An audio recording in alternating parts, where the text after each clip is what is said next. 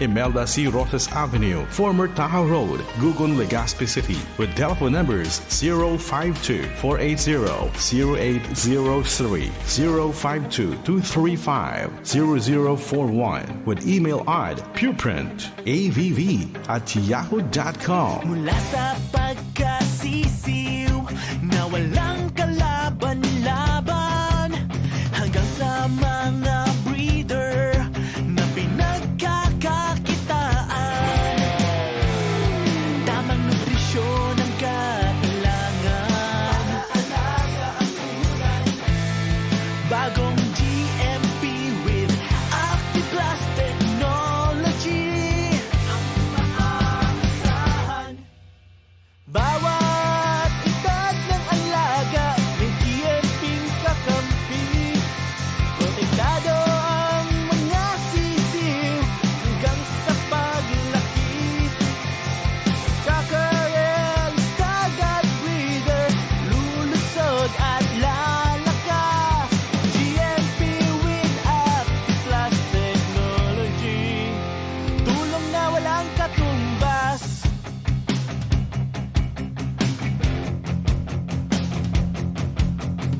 Mabilis lumaganap ang dengue. Mag-abakada, Aksyon Barangay kontra Dengue. Hanapin at linisin sa tahanan at bakuran ang maaaring pamugaran ng lamok. Butasan ang mga lumang gulong o lagyan ng lupa. Takpan ang mga drum at timba. Palitan ang tubig ng klorera 2 beses sa 1 linggo. Alisin ang tubig sa paminggalan. Linisin ang mga lulod. Itapon ang mga bagay na maaaring pangitlugan ng lamok. Magpatingin sa health center kung may lagnat na ng 2 araw. Gawing dengue-free ang inyong barangay. Mag-Aksyon Barangay kontra Dengue. Isang paalala mula sa inyong DOH. Sound off! Maintenance ang hanap ko, dapat fit sa ready mix. Muscle na pangbakbakan, laging handa sa laban. Sound off Thunderbird! Sound off Enertone! Sound off Thunderbird! Enertone! Handa! Ito ang preconditioning Thunderbird Enertone. May Bioplex para kontrolado ang pagtaba ng mga alaga at nagpapalakas ng muscles. Walang timplahan, diretso pakain. Sound off Thunderbird Enertone! May laban na wala, laging handa. Ang pinagkakatiwalaang himpilan. Nangunguna sa balita, entertainment at public service. Ang radyo ko. Ang radyo ko. RUP Publication and Media Services. Building an idol nation. 89.1 Legazpi, 105.5 Naga, Bicol Idol FM. Member, kapisanan ng mga broadcasters ng Pilipinas. Tamang oras sa bilog na Pilipinas, alas 8:20 ning pagkaaga. Remy Mendores para Servisyong Idol. Maray na pagkaaga mga ka-idol, aldaw kitang unyanin Sabado, petsa 8 na kan bulan kan Pebrero taong 2020. Ikaduwang Sabado tabi kan bulan kan Pebrero. Magribang kita sa agkud alas 9 ngunyan na pagkaaga. Iyo kita ning mga special na bisita ngunyan. Gikan pa dyan tabi sa LTO District Legazpi. Yaon digdi si Ma'am Grace Rojas ang chip tabi. Siyempre man ang bagong Regional Director kan OWA Bicol, si Sir Henry. Maray na pagkaaga tabi Sir Henry. Good morning, good morning, good morning. Eno tabi sa Gabos, data na pagparapaluyon pa. Mga parantabay niya to dyan tabi sa may parte kan Camarines Sur. Good morning. Sa pagi kang Idol News FM Naga. Dyan man sa may parte kan probinsya kan Camarines Norte. 107.5 Radyo Hampas. Sa probinsya nin Masbate, Catanduanes sa Sinsorsogon. Sa pagi kang 89.1 Idol News FM Legazpi. Kunya na pagkaaga takadakol ang nakaantamay. Tatawang kita ning gadakol na kaliwanagan kan sa tuyang bisita in terms tabi kan mga law kang pag-abot tabi sa pagpapautob kan tamang pagkukuan ning lisensya, ano pa man tabi na requisitos tabi. Nayaon tabi dyan sa opisina kan LTO. Makakasabay tango niya na pagkaaga si Ma'am Grace Rojas. Good morning tabi Ma'am Grace. Morning. Yan, good morning, Good morning. good morning. Man sa Gabos na nag-antabay sa tuya ngunyan. Yan, welcome tabi ma'am sa Idol News FM. This is your first time here. Good morning ma'am. Yes na yes. Yan. Ma'am, tawido tabi kami ma'am ni maray na kaliwanagan ta medyo kadakol na hapot kung kinakaipuhan ba talaga na mag-undergo tabi ning training ang mga makuruan ni na driver's license tabi. Ano tabi ma'am yan?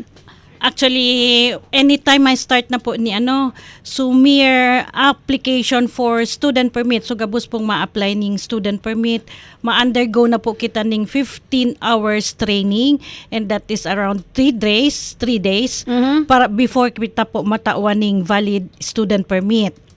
Then sumagabos na ma-renew ning driver's licenses, so ma-expire po ning 5 years, ma-start po kita year 2021. Yeah, year 2021. So iba kaya late ng 2020. And by that time, kaipuan naman po kita magkaigwa ning training, 8 hours so mga ma-renew. Pero so kuyan po ang magayon na barita kaiyan since siyempre 5 years. For a period of 5 years, nadai po kita ning violation. Dawa po saro magsa city, mag-MMDA, mag-LTO o sa PNP. Tatawan po kita ning 10-year validity of driver's license upon renewal. Ini po sugabos na mayo ning violation. Dawa saro sabi yung tapang sa city. Ini ang mangyayari po kay ini mga dakop o apprehension sa city, MMDA sa gabos na mga apprehending officers. Kukuya na po yan, isasubmit sa LTO para maglaog po sa system mi. Kaya dahil na pong ligtasan, nadakop ka baga kang city, ang dakop mo sa city, ilalaog sa LTO, gusto sabihin, ma-record po yan na sa muya na igwa kaning violation. Kung igwa kitang dawa saro sa ng violation po sa LTO, day ka matatawan ng 10-year validity upon renewal of your driver's license. Yan ma'am ang mga bagong set ng new rules tabi kan LTO. Ma'am, igo tabi ngunya na bago na tigano ang LTO na pag 16 pwede na magkuha ng student license. So issuance po baga kang student permit as early as 16 years old, pwede na po kitang magkuha ng student permit. However, with parental consent po yan, duly notarized ang authorization na inaalaw ka kan sa tung parents or guardian na inaalaw ka magkuha ng student permit basta po below 18 kay po ang parental consent. Then igwa na po kitang another requirement, so valid ID kan sarong aking makuang student permit, pwedeng school ID or any government ID. Ini po kaya kuya na proof of identity na ikatalaga yan na nagkukuaning student permit. At the age of 17 tabi ma'am, pwede na sinda magkuha ng At the age of 17, they can apply for non-professional. However, kung they prefer to apply for professional, dapat kaya 18. So, by the time expired ng student permit niya kaya mautro siya kuaning student permit para maka-apply siya for professional after 6 months kang issuance of student permit. Ma'am, igo tabi ko niyan mga magayuno na programa ang LTO district, lalo na tabi ning puga-puga nindong operasyon sa tao tabi kan tinampo. Kumusta tabi ma'am sa indong monitoring? Kumusta tabi ang mga nabawasan na din ba ang mga pasaway ng mga driver tabi digdio sa tuyang lokasyon? Actually, kay puan man talaga baga ang enforcement. First, education. Kay puan tang ma-educate. Kaya nga nagdudumang kami sa mga schools. Tanganing at early age, ma-impart naman sa sainda kung ano ang dapat dindang gibuhon dyan sa highway. Ngunyan, after education, kay puan taman mag-enforce kung talagang nagsusunod man ang sa tuyang mga drivers. Kaya nagkakaigwa kami ng roadside inspection at least once or twice a week. Kami sa district office, since limited man po kami ng tao, kaya ginigibumihan 4 o'clock to 6 o'clock in the evening or early morning. Iyan ang kuyan may para daiman. Dahil kami nag-a-announce kung saan kami maduman para daiman makapreparar ang gabos na motorist. Kay puantang mahiling talaga, actual na talagang sindaman talaga nagsusunod. So far, sa ngunyan, medyo nabawasan baga ini mga overloading. Ini ang number 1 na pigkukuyan tata. Ini bagan jeepney, lalo na ini mga jeepney baga. Igway ng top load. Pag sinabi tang top load, bako pong taho ang nasa taas. Kundi mga bagahe. Mga bagahe, bako pong taho. Kaya kansaro na magduman nga ni ako sa nito gabos na nasabat ko jeepney daw. Dahil man ako nag-apprehend kasi may tuyo man kami sa nito. Pero pinabaraba ko talaga gabos sa pasahero. Matibay talaga yun si Mang Ray. Nganing maaraman nindang, dahil man talaga sinda dapat sakay duman. Ayo po, Taara mo ko minsan ang mga kaakian, lalo na ini mga kaakian. Garo enjoy na maray na yaon sa top load, pero dahil ninda aram ang risk. Paano na mga kayaan yaakian mga dyan. aki pag sinabi ni mama ni papa, ug sa taas ka na pag-una kan mga aki, tama Tama, yan. Saro pa po yan na pinagtatawang ko ning dikit na ko yan ang mga parents.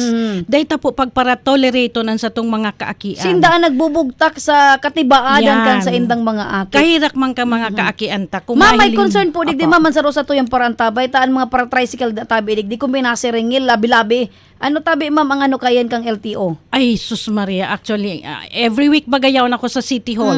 Nagkakandak ako ning seminar para sa mga tricycle and operator, kang tricycle, driver and operator. Ngunyan, pirmi ko yan na pigtatapik. Ta magpara overcharge kita sa mga pasahero, ano? Makahirak man kainin mga pasahero ta. Marilaman ko nun mga pasayro tama, mga makwarta. Ang unit tabi nag-concern madam, Oh. estudyante, ang tinausan na daang balon sa iya ni mama, 50, ang pamasahe niya pa uli, balikan, siyempre 20, tigjis nga. O ngunyan, titaga kan para tricycle na ni, bata tinausa kuya sa plate number. Daisin da magbabayad kan. I-forward ninda yan na plate number sa city. Matik ining Dadako driver na yan kang PSO, mga mahiguso na sa tuya mga PSO. Yan, palingin na Automatic tabi ni yan. Sir Rolly Oh, Isguera. yan. Congratulations tabi, sir. Automatic ninda na pigdadakop, then ang penalty ken is 3,000. Kaya dahil na po kita magpara overcharge. And other than that, makasupog baga sa ibang lugar. Correct. Kung mga dayuhan ang dayuhan. nagdigdi, tinataga nindong arugan. Ang pag-abot kay ninda sa place, ninda ang sasabihin, mga parataga nga, mga tagaligas. Correct. Makasupog kita. I-example ko tabi, ma'am, ang mga taga-naga. Ang mga tricycle drivers na naga, even jeepney driver, dawarayoon tabi, ma'am, sinususog ka yan kung pira talaga Correct. itong taripa. Kaya nga ni, every time na tinataram ko yan, dahil man niya ko kumatubod na dahil ka mo nagdidilin siya. Igwa, ang iba nga ni dyan, may mga chika babes pa. Correct. Kaya imposibleng dahil kwarta. Mga maamuton. Kaya nga ni, kuminsan, ang sabi ko kayan, pigpapara ko yan kainindo niya ko ang sa indong mga bisyo. Dapat niya ko, tawan tamaning ko yan ang sa tuyang kasusupgan ang sa tuyang Minsan, syudad. ma'am, bako naman yan bisyo, ma'am. Ugali na talaga. Itong makapanloko sa nauna ninda, ay kayayaman. Yan, ingatan na nindandangon yan. Ang gabos na nadakop kang city, malawag yan sa LTO. Yan. Kaya lang dahil tamang baga kaipon kitang pagparadara kupon kung kita talaga tatauman sana. Kaipon taman lang magsunod. Lalo na kang batas trapiko. Yung pag-overcharge po, grabe iyan na ginigibot ang iyan. May apot ni tabi, ma'am. Taso apek baga, ma'am, igwa na ning amnesty pigapod. So mga raluyo na tabing day nakabarayad, igwa na sindang amnesty. Bot sabihon, igwa nin na pwedeng day na pabayado sa mga katupang bill. Yes. Kumusta da tabi, ma'am, sa mga nagkadarakop kan mga taongan 90s pa. Kung pwede da tabi, day naman pagpabayado ngunya na marin yung sinda ta babaaguho naman da tabi nindaan sa indang pag-uugali day na da sinda mapadakop. Iyan ta naglaog na line code na yan sa computer me day na definitely day may yan machi-change. Pero kung mga 1997 arugem barato pa man ka ito ang penalty. Kaya day man ito nagdagdag na day man nagtutubo, unless impounded ang motor Ayan. vehicle. Kaya lang ang impounded kaya after 6 months pigbibid na yan kang LTO. Tatawan lang sinda ng information ng letter na kay po nindang matubos or else kung dahil nida tubuson, ibibid na yan kang LTO. Kaya dahil problema ang impounded, yan, once na naibid na yan kang LTO, mawawara man sa violation ninda. Ang problema, kung dahil man impounded, kung dahil ninda itutubuson, definitely dahil mawawara ang violation ninda sa system. Opo. And talagang mabayad sinda ka yan. Anyway, so mga kaitong penalty, very baba kung maray iyan, kayang-kaya pa manindang bayadan. Oo, para compared sa ngunyan. 15 gayud, 30. Ay, grabe sa ngunyan. Unregistered before is 900 only. Ngunyan inaabot ng 12,000. Opo. Ma'am, bukas tabi ang LTO sa Good Sabado. Yes po. Pangapudan na tabi, ma'am, so mga maririnyo tabi dyan na bukas tabi sa indong opisina. Ini po, maugma po kaming ina-announce sa Indo na ang LTO po baga open po kami until Saturday except third Saturday of the month dahil po may system maintenance kami kayan. And ang kinikater po ming transaction is renewal of licenses, may miscellaneous na duplicate pwede, issuance of student permit pwede, printing of cards pwede po yan. Sa renewal of registration, once igwa ka na pong PETC, igwa ka naman ng inspection, pwede po yan, ina-accept me man iyan.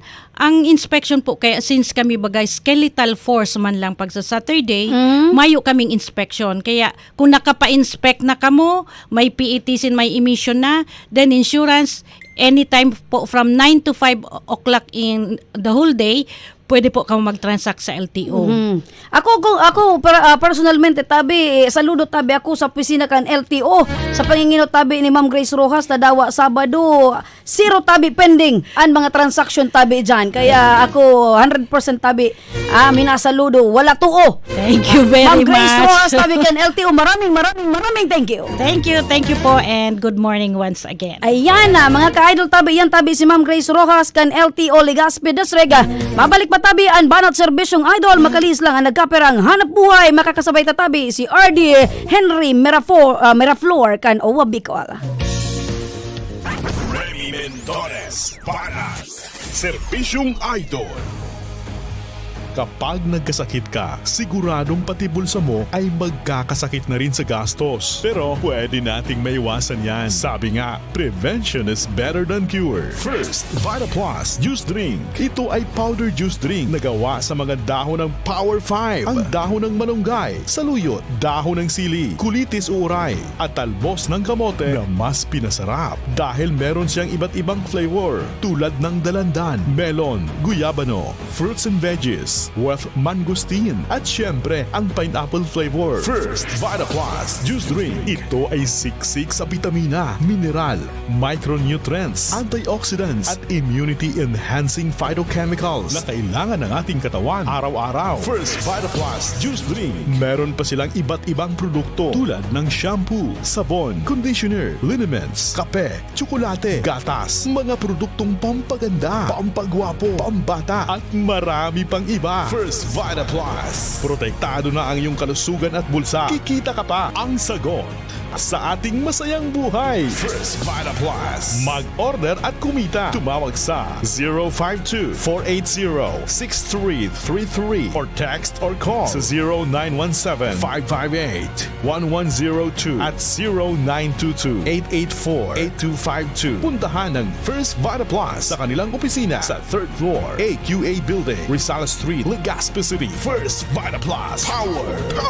After 33 years of serving you with good food and service, ADS Catering is now ADS Events Place and Catering Services. We are now opening our doors for you with our newly built Edina's Hall and Alberto's Hall. Perfect for special gatherings like birthdays, weddings, baptismals, anniversaries, reunions, seminars, corporate events, and other special occasions. Experience a pleasant stay in our first condotel in Albay. ADS Events Place and Catering Services also provides tables and chairs, utensils, and other catering equipments for rent. ADS Events Place and Catering Services. See us at W. Vincent Street, Old Albay, Legazpi City, near Amec BCCM. Call us at 0932-362-6262